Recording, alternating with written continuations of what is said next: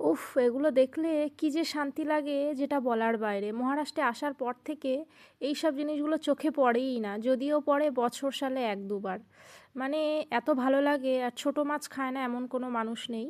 আমার তো খুবই পছন্দ। এখানে এক বাঙালি আছে, তারা বেছে কুটে ধুয়ে সব কিছু করেই পাঠিয়েছে। আমি জাস্ট একটু ফ্রিজ থেকে বার করে ধুয়ে নিলাম। এখানে মোরলা মাছ, ট্যাংরা, তারপরে ছোট ছোট পুঁটি সব আছে। তারপরে আদা রসুন জিরে পেস্ট করে মাছগুলো ভালো করে ধুয়ে, কেননা ছোটো মাছে অনেক আঁশটে থাকে, ওই জন্য মাছগুলো ভালো করে ধুয়ে তারপরে আমি কড়াইতে দিয়ে দিলাম।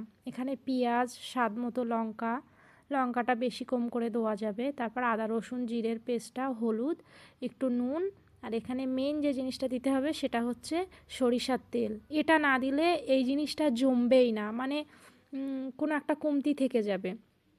এটা দিয়ে ভালো করে মাখাতে হবে, পুরো সহজ রান্না। ভালো করে মাখিয়ে তারপরে আদা রসুনের ধোয়া যে পানিটা সেটা দিয়ে দিতে হবে।